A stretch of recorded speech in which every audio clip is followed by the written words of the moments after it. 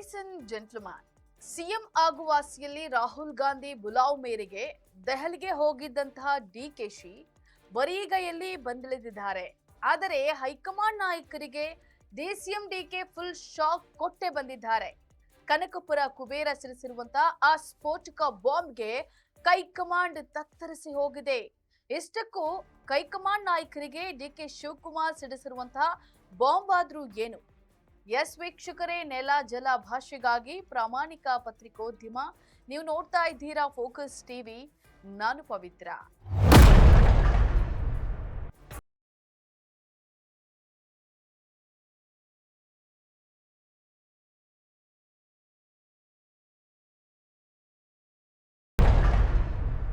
CM ಕುರ್ಚಿ ಕುಸ್ತಿ ಮತ್ತಷ್ಟು ಕಾವೇರಿದೆ. ಈಗ ಕ್ಲೈಮ್ಯಾಕ್ಸ್ಗೆ ಬಂದಿದೆ.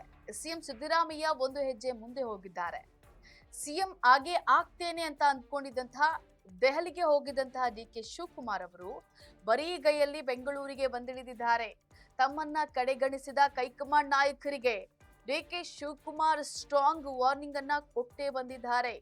ನನ್ನ ದಾರಿ ನನ್ನದು, ನಿಮ್ಮ ದಾರಿ ನಿಮ್ಮಿಷ್ಟ ಅಂತ ಹೇಳಿಯೇ ಡಿಕೆ ಶಿವಕುಮಾರ್ ಬಂದಿದ್ದಾರೆ ಎಂದು ಹೇಳಲಾಗ್ತಾ ಇದೆ.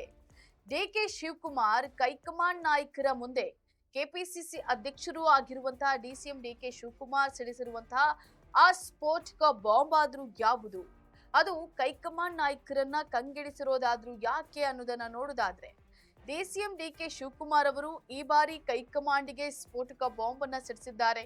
ನಾನು ಸಿಎಂ ಆಗ್ಲೇಬೇಕು, ಅದು ನೀವು ಹೇಳಿದಂತೆ 2028ಕ್ಕೆ ಅಲ್ಲ, ಈ ಬಾರಿಯೇ, ಅದು ಈ ವರ್ಷವೇ 2026ರಲ್ಲಿಯೇ. ಇಲ್ಲದಿದ್ರೆ ನನ್ನ ದಾರಿ ನನ್ನದು, ನನಗೇನು ಆಯ್ಕೆಗಳೇ ಇಲ್ಲ ಅಂದ್ಕೊಳ್ಬೇಡಿ, ನಾನು ಹೇಗೆ ಸಿಎಂ ಆಗ್ಬೇಕು ಅನ್ನೋದು ಸ್ಪಷ್ಟವಾಗಿ ಗೊತ್ತಿದೆ ಅಂತ ಹೇಳಿ ಡಿಕೆ ಶಿವಕುಮಾರ್ ಅವರು ಕೈಕಮಾಂಡ್ ನಾಯಕರಿಗೆ ನೇರವೇ ಹವಾಜ್ ಹಾಕಿ ಬಂದಿದ್ದಾರೆ ಎಂದು ಹೇಳಲಾಗ್ತಾ ಇದೆ.